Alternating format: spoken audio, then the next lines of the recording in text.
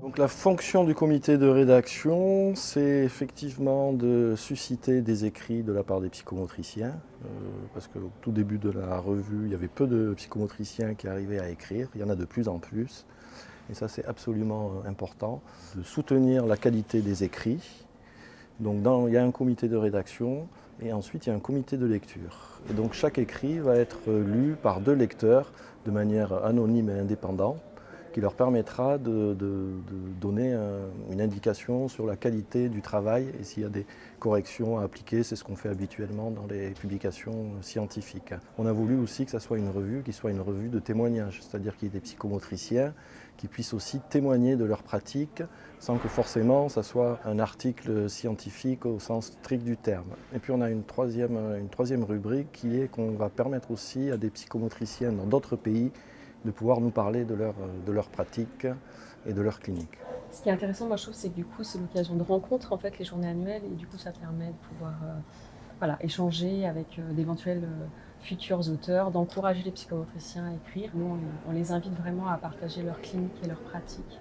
Et les journées annuelles, c'est quasiment le seul temps annuel de réunion des psychomotriciens qui leur permettent de pouvoir partager leurs pratiques, leurs cliniques, leurs questionnements théoriques. Donc c'est le lieu où la revue doit être absolument présente parce que c'est là où ça se passe et c'est là où il y a une réflexion importante qui se met en place autour de la psychomotricité de maintenant, mais de la psychomotricité de demain aussi. C'est aussi, dans un premier temps, de mettre des visages aussi derrière les noms du comité et de les rassurer sur le fait que s'ils ont une envie d'écrire, on va pouvoir aussi les accompagner voilà, dans une méthodologie de l'écrit, voilà, pour leur dire qu'ils ne sont pas seuls dans ce projet-là et que nous, on est là voilà, pour les accompagner.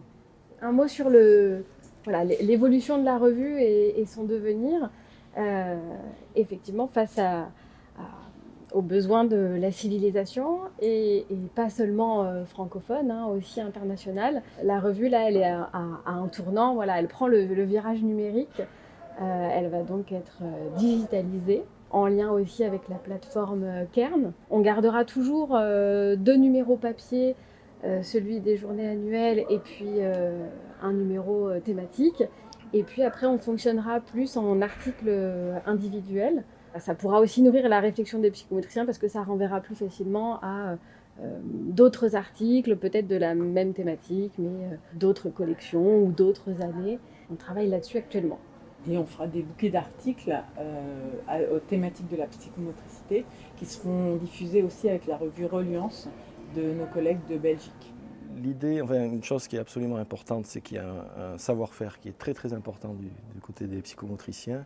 Et je crois qu'il faut qu'il y ait un faire savoir qui devienne de plus en plus important.